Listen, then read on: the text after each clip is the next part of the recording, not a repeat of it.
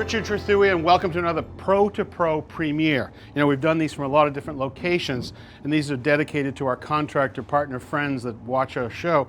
But today we thought we'd come to you from the Manchester by the Sea Cape Ann project that you'll see in the spring on this whole house.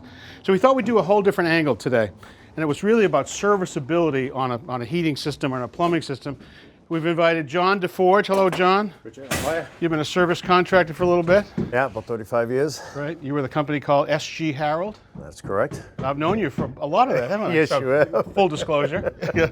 So we thought we'd ask you, give us a little background about what your history has been. What you do, new work or A lot of service work. Yeah. Started out with a lot of new work, and then it's been service now. So here we are in a mechanical room. I thought it would be a good place to sort of get some of your expertise. This is a beautiful mechanical room. This is going to be, a super efficient heating boiler and a radiant everywhere. Yes. If you were sort of laying this out from a service perspective, what would you want to make sure you considered?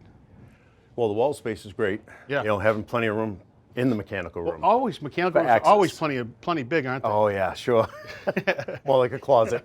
Have you found that the bigger the house, the smaller the mechanical space is? Always. And we're not getting any smaller. No, we're not. You've seen that over the years. So this is a wall of mechanicals here. Just a little bit of definition. Here's our boiler, and super efficient gas boiler is going to vent to outside. This whole thing about venting is becoming a big deal too. It is. Different manufacturers have different size venting, Yeah. different terminations outside, Right. the amount of elbows used, Right. and the length of pipe. Right. And you have to pay attention to all And that. the more you add restriction, the more the fan won't have enough, and you'll have a service issue and a lockout. And Right away. Yeah. Yeah. Right. So. Exactly. All right. So this is properly vented. The people, Bilo Plumbing, who does the work here, it goes out and up through the roof. I love that. So you're not seeing that plume of exhaust through the outside of the building. Exactly. Yeah. All right. So here, nice clean wall. Here's our circulator pumps. Here's a shutoff valve right here. Here's the super efficient pump, and there's another shutoff underneath it, and that's the way to do it. So now this is a mechanical device that's going to fail, and I want to talk to the consumers too that sort of decide they're going to go with the lowest bid on stuff. Well, generally, if it's the lowest bid, oftentimes it doesn't mean that it has service valve. Right. You're going to be missing this one. Right. So now on a house like this is what, a 7,000 square foot house, some monstrous house. And if you had to drain the whole heating system down without these valves, what would it take you in time to do it? Hours to Hours. bleed everything Right. afterwards. And how long would it take you to do it with those valves right there? 20 minutes? You'd still charge an hour though, wouldn't you? Yeah, absolutely. All right. So I love this. I love the serviceability of this. It's also logical. You know what I mean? So sometimes you must walk into, we all do, you walk into some mechanical room and you go, what was this person thinking? Where the pipes go all around and you can't, this is clearly Yes. very logical. You can follow it right along. That's right. Here's the supplies out to the carpeted floors. Here's to the tile floors. There's a hanging system that's pretty Yeah. So this, similar to the Unistrut system. Yeah. Any commentary about what you need to do on some of these modern boilers as far as annual service? Well, just having pay attention to the access and what the access points are.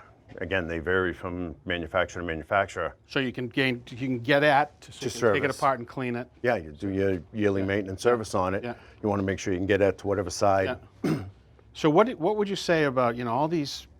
Very often these super efficient boilers are getting smaller and smaller and they're hung on a wall. Yeah. People say, "Oh, I don't need any service." No, that's not true. Yeah. What do you say about that? Well, because of the condensing of the boilers. Yeah. You have to make sure that heat exchanger stays clean. That's right. Condensate traps. Right. All that stuff falls down into the trap. That has to be cleaned. Right. Anytime you're burning anything, there's carbon in it. There could be stuff that settles into that very small heat exchanger. Right. Yeah. That. Check the venting. Make sure nothing's happened to the That's venting right. over the years. Yeah. Check outside. Yeah. If it's vented through the sidewall, make Yeah. sure this clearance is there. That's right. So you're not having any blockages. Good. Shutoffs, serviceability. How about on the HVAC side? Now on this one here, we've got our radiant system, but we also have a heat pump system here that's going to do cooling and second stage heating. So there's air handlers. You can see the super efficient refrigerant piping here that's going to provide cooling and second stage heating. And it's got a couple of refrigerant lines right here that'll precisely put refrigerant in here. All right, so we talked about serviceability on the HVAC side and the mechanical side, but let's also talk about the plumbing system, the hot and cold water. Yes. So shutoff valves, again, for the service side, very important. Makes it a lot easier than shutting down a whole house if you don't have a valve at a fixture. Yeah. Isolation valves for showers, also important. Oh, it just drives me crazy. You know, you got a single lever shower valve, and there's no shutoffs on it. So, you know, we've had to turn down 5-story buildings to drain just so you can service that one shower valve. Exactly. So service valves like this would be for an exposed, under a toilet or an exposed lavatory with a nice chrome piece, or even a brass shutoff. It's unbelievable how cheap these are compared to how expensive they are to not have them. And it drives me crazy. It drives all of us Exactly, and crazy. yeah, it just makes the service call longer. And you're the guy in service, so it bothers you even more. Exactly. How about a tank type water heater? What can homeowners do, or what should be done in terms of service?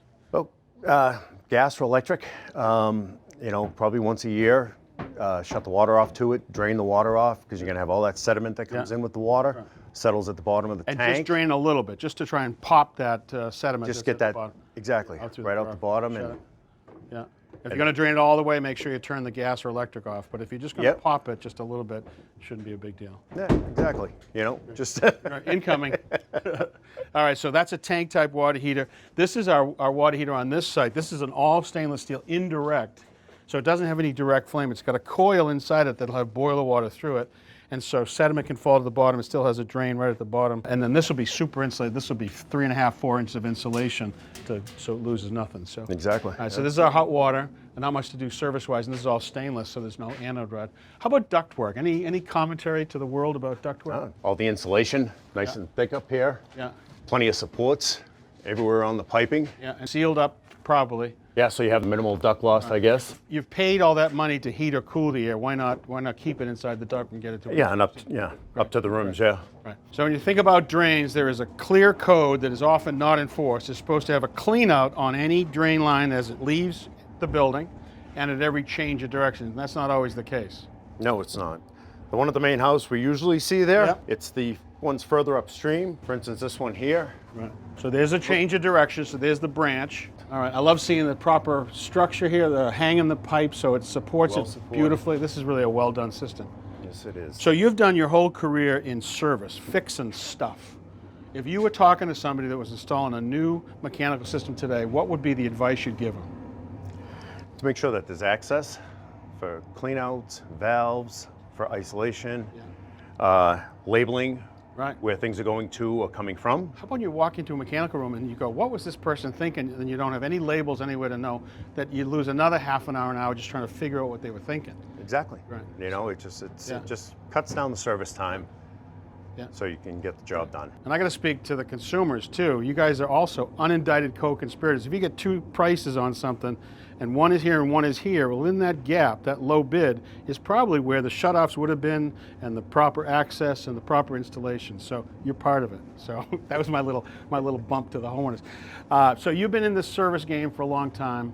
Why does home serve make sense for you? Well, as you said, because we do service and we've been doing it for a long time. HomeServe has the customers and they can get us in contact with them. And it's just been a great business. You're good at service. They seem to be good at connecting you with consumers. Yeah. So that's a good fit, isn't it? We want to thank HomeServe for sponsoring this Pro2Pro premiere. We're going to do these with some regularity to try and bring professionals like John to share his expertise with our contractor brethren that we know you're out there watching. So until next time, I'm Rich Trethewey.